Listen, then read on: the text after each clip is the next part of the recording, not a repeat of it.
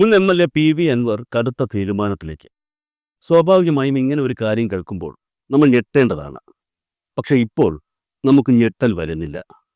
എന്തായിരിക്കും കാരണം? കാരണം മറ്റൊന്നുമല്ല, ഏകദേശം ഒരു 1.5 മാസമായി നിരവധി അൻവറുമായി ബന്ധപ്പെടുന്ന വിഷയങ്ങളുണ്ടായിട്ടുണ്ട്. ഈ വിഷയങ്ങൾക്കെല്ലാം നമ്മൾ അത്യാവശ്യം വലിയ രീതിയിൽ ഓരോ ഞെട്ടലും ഞെട്ടിയിട്ടുണ്ട്. ഈ വെറുത്ത് ആ വെറുപ്പ് സ്നേഹമായി മാറുമെന്നൊക്കെ പറഞ്ഞു കേട്ടില്ലേ? ഏകദേശം കാര്യങ്ങൾ ഇപ്പോൾ അതേപോലെ ആയിട്ടുണ്ട്. ഞെട്ടി ഇനിയിപ്പോൾ ഞെട്ടാൻ വയ്യാത്ത അവസ്ഥ. എങ്കിലും ഞാനിനി പറയുന്ന കാര്യം ചിലപ്പോൾ നിങ്ങളെ ചെറുതായിട്ട് ഞെട്ടിപ്പിക്കും. അതായത്, മുൻ എം.എൽ.എ. പി.വി. അൻവർ കടുത്ത തീരുമാനത്തിലേക്ക് എന്ന ഒരു വർത്തമാനമാണ് ഞാൻ ഈ വീഡിയോയുടെ തുടക്കത്തിൽ പറഞ്ഞത്. സാധാരണയായി പി.വി. അൻവർ എടുക്കുന്ന തീരുമാനങ്ങളൊക്കെ കടുത്തതാണ്. അപ്പോൾ പിന്നെ മറ്റെന്ത് കടുത്ത തീരുമാനമാണ് പി.വി. അൻവർ ഇപ്പോൾ എടുക്കാൻ പോകുന്നത് എന്നുള്ളതായിരിക്കും നിങ്ങൾ ചിന്തിക്കുന്നത്. താൻ രാഷ്ട്രീയ അഭയത്തിനായി സമീപിച്ച UDF തന്നെ തഴയുന്നതിൽ പ്രതിഷേധിച്ചുള്ള ഒരു തീരുമാനമാണ് ഇപ്പോൾ പി.വി. അൻവറിൻ്റെ ഭാഗത്തു നിന്നും ഉണ്ടാകാൻ പോകുന്നത്. തീരുമാനം നിലമ്പൂർ ഉപതെരഞ്ഞെടുപ്പുമായി ബന്ധപ്പെട്ട് തന്നെയാണ്. ഏകദേശം ഒരു 1.5 മാസമായി പി.വി. അൻവർ എന്ന വ്യക്തിയായിരുന്നു കേരളത്തിൽ വാർത്തകളിൽ നിറഞ്ഞു നിന്നത്. ഒരു കാലത്ത് സമൂഹ മാധ്യമങ്ങളിൽ CPM-ന് വേണ്ടി പരസ്യമായി രംഗത്തിറങ്ങിയ വ്യക്തിയാണ് ഈ പി.വി. അൻവർ. CPM-നെതിരെ വാർത്തകൾ നിർമ്മിച്ചു വിടുന്ന ഓൺലൈൻ മാധ്യമങ്ങൾക്കെതിരെ യുദ്ധം പ്രഖ്യാപിച്ച വ്യക്തി കൂടിയാണ് ഇദ്ദേഹം. അതിൻ്റെ പേരിൽ നിരവധി സംഭവങ്ങൾ ഈ കേരളത്തിൽ നടന്നിട്ടുണ്ട്. CPM എന്ന രാഷ്ട്രീയ പ്രസ്ഥാനത്തിനു വേണ്ടി വാദിക്കുന്നവരെ പൊതുവെ കടന്നലുകൾ എന്നാണ് സമൂഹ മാധ്യമങ്ങളിൽ വിശേഷിപ്പിക്കുന്നത്. ആ കടന്നലുകളുടെ തലവൻ എന്ന വിശേഷണം സ്വയം എടുത്തണിഞ്ഞ ആളാണ് ഈ പി.വി. അൻവർ. ഒടുവിൽ CPM നേതൃത്വവുമായി കലഹിച്ച് ഇടതുപക്ഷത്തിന് പുറത്തേക്ക് പോവുകയും മറ്റൊരു സംഘടന ഉണ്ടാക്കി അതിൻ്റെ തലവനാവുകയും ചെയ്തു ഈ പി.വി. അൻവർ. മാത്രമല്ല, CPM-നോട് പരസ്യമായി യുദ്ധപ്രഖ്യാപനവും നടത്തി. പക്ഷെ എന്നിരുന്നാലും പി.വി. അൻവർ എന്ന വ്യക്തിയെക്കൊണ്ട് CPM-ന് വലിയ തലവേദനകളൊന്നുമില്ലായിരുന്നു. കാരണം അദ്ദേഹം ഒരു ഒറ്റയാൾ പോരാളിയായിരുന്നു എന്നുള്ളതാണ് യാഥാർത്ഥ്യം.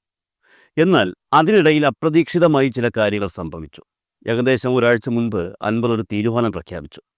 താൻ ഇനി മുതൽ തൃണമൂൽ കോൺഗ്രസ് എന്ന പാർട്ടിയുടെ ഭാഗമാണെന്ന് പറഞ്ഞ അൻവർ തൻ്റെ നിയമസഭാ അംഗത്വം രാജിവയ്ക്കുന്നു എന്നും വ്യക്തമാക്കുകയായിരുന്നു. മാത്രമല്ല, കൂട്ടത്തിൽ മറ്റൊരു പ്രഖ്യാപനം കൂടി അദ്ദേഹം നടത്തി. താൻ രാജിവെച്ച ഒഴിവിലേക്ക് നിലമ്പൂരിൽ നടക്കുന്ന ഉപതെരഞ്ഞെടുപ്പിൽ സ്ഥാനാർത്ഥിയായി താൻ മത്സരിക്കുന്നില്ല എന്ന പ്രഖ്യാപനം. പകരം അവിടെ UDF സ്ഥാനാർത്ഥിക്ക് താൻ പിന്തുണ കൊടുക്കുമെന്നും അൻവർ വ്യക്തമാക്കുകയായിരുന്നു. അതിനു പിന്നാലെ കേരള രാഷ്ട്രീയ രംഗത്തെ ചർച്ചകൾ ഉയർന്നു വന്നു. എന്തുകൊണ്ടായിരിക്കും പി.വി. അൻവർ നിലമ്പൂരിൽ നടക്കുന്ന ഉപതെരഞ്ഞെടുപ്പിൽ സ്ഥാനാർത്ഥിത്വം വേണ്ട എന്ന് പറഞ്ഞത് എന്നുള്ളതായിരുന്നു ആ ചോദ്യം. സാധാരണ അത്തരത്തിലൊരു തീരുമാനം അൻവറിൽ നിന്ന് ആരും പ്രതീക്ഷിച്ചില്ല. ഏതെങ്കിലും രാഷ്ട്രീയ തന്ത്രത്തിൻ്റെ ഭാഗമാണോ ഈ തീരുമാനമെന്ന സംശയം അവിടെയാണ് ഉയർന്നത്. എന്നാൽ ഇപ്പോൾ അതെന്തുകൊണ്ടായിരുന്നു എന്നുള്ളത് മറനീക്കി പുറത്തു വന്നിരിക്കുന്നു. അതായത്, അൻവർ എന്ന രാഷ്ട്രീയക്കാരൻ ഒന്ന് കാണാതെ മറ്റൊന്ന് ചെയ്യില്ല എന്ന യാഥാർത്ഥ്യമാണ് ഇവിടെ വ്യക്തമാവുന്നത്. ഈ പുറത്തുവരുന്ന വാർത്തകൾ അനുസരിച്ച് നിലമ്പൂർ ഉപതെരഞ്ഞെടുപ്പിന് മുൻപ് തന്നെ UDF-ന്റെ ഭാഗമാക്കിയില്ലെങ്കിൽ താൻ കടുത്ത തീരുമാനങ്ങളിലേക്ക് കടക്കുമെന്നാണ് അൻവറിൻ്റെ ഭാഗത്തു നിന്നും പുറത്തുവരുന്ന സൂചനകൾ. നിലമ്പൂരിൽ ഇടതു വലതു മുന്നണികൾക്കെതിരെ മത്സരിക്കുമെന്ന നിർണായക തീരുമാനവും അൻവർ എടുത്തതായി വിവരങ്ങൾ പുറത്തു വരുന്നുണ്ട്.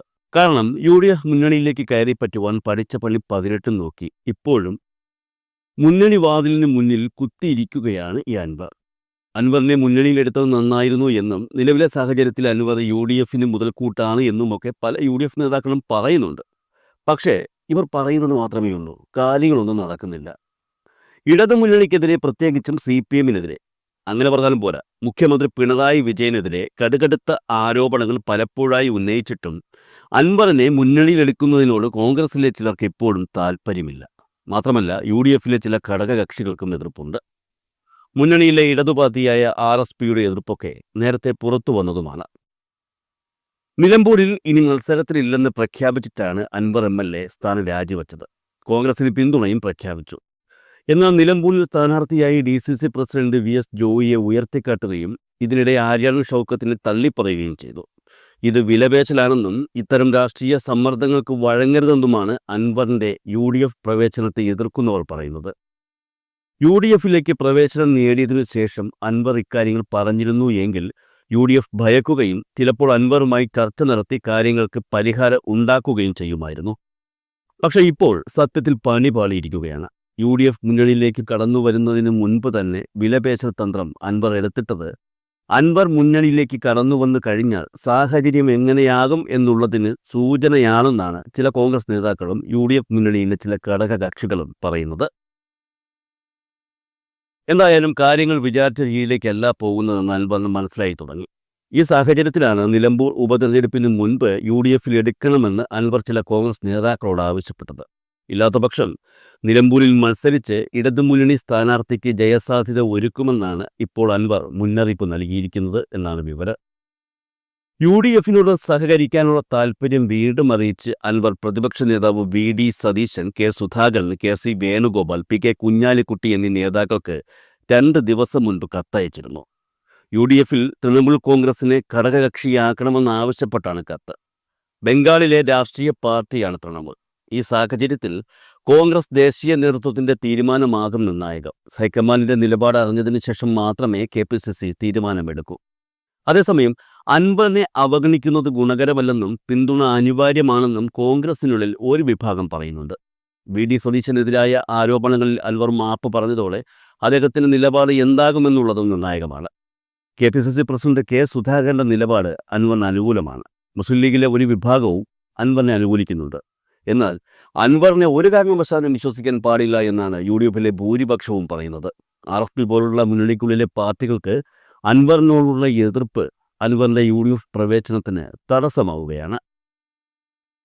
തൃണമൂൽ കോൺഗ്രസിന്റെ സംസ്ഥാന കോർഡിനേറ്ററായ PV അൻവർ UDFിന് നിലമ്പൂർ സീറ്റ് വിട്ടുകൊടുക്കുന്നത് രാഷ്ട്രീയ ഭാവി സുഭദ്രമാക്കാനാണ് എന്നുള്ള കാര്യം ചിലർക്കെങ്കിലും നേരത്തെ കത്തിയിട്ടുണ്ടാകും. അതായത് നിലവിലെ സാഹചര്യത്തിൽ കേരളത്തിൽ ഏതെങ്കിലും മുന്നണി രാഷ്ട്രീയത്തിനൊപ്പം നിന്നാലേ ജയിക്കാൻ കഴിയൂ എന്ന് അൻവറിന് നന്നായി അറിയാം. അതുകൊണ്ട് തന്നെ തെരഞ്ഞെടുപ്പ് രാഷ്ട്രീയ രംഗത്ത് ഒരു ഒറ്റയാൾ പോരാട്ടം നടത്താൻ അൻവറിന് ഒട്ടും താല്പര്യമില്ല. LDFിലേക്ക് ഇനി ഒരിക്കലും അൻവറിന് പോകാൻ കഴിയില്ല. പിന്നെ ആകെയുള്ള ശരണം UDF മാത്രമാണ്.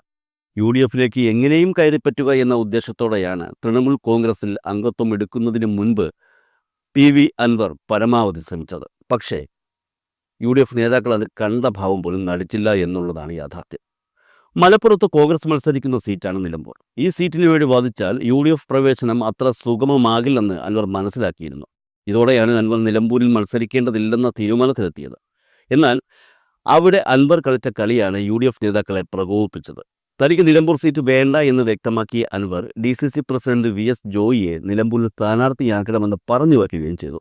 നിലമ്പൂരിൽ തന്റെ രാഷ്ട്രീയ എതിരാളിയായി അൻവർ കണ്ടിരുന്ന ആര്യാടൻ ഷൗക്കത്തിനെ കോൺഗ്രസ് മത്സരിപ്പിക്കരുതെന്ന സന്ദേശമാണ് ഇതിലൂടെ അൻവർ നൽകിയത്. അൻവറെ പോലുള്ള ഒരു വ്യക്തിയെ തന്റെ പാർട്ടിയിൽ എടുത്ത മമതാ ബാനർജിക്ക് കൃത്യമായ ഉദ്ദേശമുണ്ടെന്നുള്ളതും വ്യക്തമാണ്. അതായത് PV അൻവറിനെ തൃണമൂൽ കോൺഗ്രസിന്റെ സ്റ്റേറ്റ് കോർഡിനേറ്ററായി നിയമിച്ച മമതാ ബാനർജി കേരളത്തേക്കാൾ ലക്ഷ്യമിടുന്നത് ബംഗാളിലെ വോട്ട് ബാങ്ക് ഉറപ്പിച്ചു നിർത്തുക എന്ന തന്ത്രമാണ്. കേരളത്തിൽ നിന്നുപോലും ന്യൂനപക്ഷ നേതാക്കൾ തൃണമൂലിലേക്ക് എത്തുന്നു എന്ന് ബംഗാളിലെ യോഗങ്ങളിൽ മമത ഇനി മുതൽ ചൂണ്ടിക്കാട്ടി തുടങ്ങും. അപ്പോൾ അൻവർ തൃണമൂൽ കോൺഗ്രസിലേക്ക് എത്തിയത് കൊണ്ട് തൃണമൂൽ കോൺഗ്രസിന് നേട്ടമുണ്ട്. എന്നാൽ അൻവറിന് എന്താണ് നേട്ടം? സത്യം പറഞ്ഞാൽ തൃണമൂൽ കോൺഗ്രസിൽ നിന്നൊരു രാജ്യസഭാ സീറ്റ് അൻവർ നേരത്തെ പ്രതീക്ഷിച്ചിരുന്നു. ഇപ്പോഴല്ലെങ്കിൽ അടുത്ത തവണയെങ്കിലും. പക്ഷേ ഈ രാജ്യസഭാ സീറ്റ് കിട്ടുന്നതുവരെ അൻവറിന് കേരള രാഷ്ട്രീയത്തിൽ നിലനിൽക്കണം. അവിടെയാണ് അൻവർ ബുദ്ധിപൂർവ്വം കളിക്കാൻ ശ്രമിച്ചത്. UDF മുന്നണിയിൽ കയറിപ്പറ്റിയ ശേഷം നിലമ്പൂർ സീറ്റിൽ തന്നെ മത്സരിക്കുക എന്നുള്ളതായിരുന്നു അൻവറിന്റെ ബുദ്ധി എന്നാണ് അറിയുന്നത്. തൃണമൂൽ കോൺഗ്രസ് നേതാവ് മഹുവ മൊയ്ത്രയുമായി കേരളത്തിലെ കോൺഗ്രസ് നേതാക്കളും അതുപോലെ മുസ്ലിം ലീഗ് നേതാക്കളും നല്ല ബന്ധത്തിലാണ്. BJPക്കെതിരെ പാർലമെന്റിൽ ശക്തമായ നിലപാടെടുക്കുന്ന ഒരു നേതാവാണ് മഹുവ. ഇനി നടക്കാൻ പോകുന്ന തൃണമൂൽ കോൺഗ്രസ് യോഗങ്ങളിൽ പങ്കെടുക്കുവാൻ മമതാ ബാനർജിയും മഹുവ മൊയ്ത്രയും ഒക്കെ കേരളത്തിൽ എത്തുമെന്ന് അൻവർ നേരത്തെ പ്രഖ്യാപിക്കുകയും ചെയ്തിരുന്നു.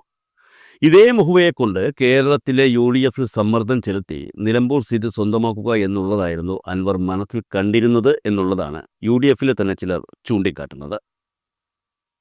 കേരള രാഷ്ട്രീയത്തിൽ എന്തൊക്കെയോ നടക്കും, അല്ല നടത്തിക്കുമെന്ന് അവകാശപ്പെട്ട് CPM വിട്ട PV അൻവർ എന്ന രാഷ്ട്രീയക്കാരൻ ഇപ്പോൾ ഗതി കിട്ടാതെ അലയുകയാണ് എന്നുള്ളതാണ് യാഥാർത്ഥ്യം. ഒരാൾ CPM വിട്ടുവന്നാൽ അയാളെ UDFിലേക്ക് കൈപിടിച്ച് കയറ്റുക എന്നുള്ളത് കേരളത്തിൽ കണ്ടുവരുന്ന ഒരു പ്രവണതയാണ്. എന്നാൽ അൻവറിന്റെ കാര്യത്തിൽ അത് കാണാൻ കഴിയുന്നില്ല. അതിന് കാരണമുണ്ട്. അൻവർ ആദ്യം പണി കൊടുത്തത് CPMനല്ല, കോൺഗ്രസിന് പണി കൊടുത്തിട്ടാണ് അൻവർ CPMലേക്ക് പോയത്. പലർക്കും അത് ഓർമ്മയില്ലെങ്കിലും ചിലർക്ക് അത് ഓർമ്മയുണ്ട്. ഒരു പ്രശ്നക്കാരനെ വീട്ടിൽ കയറ്റി കിടത്തുന്നത് ശരിയല്ലെന്ന് അറിയാവുന്നവർ തന്നെയാണ് സാധാരണ മലയാളികൾ.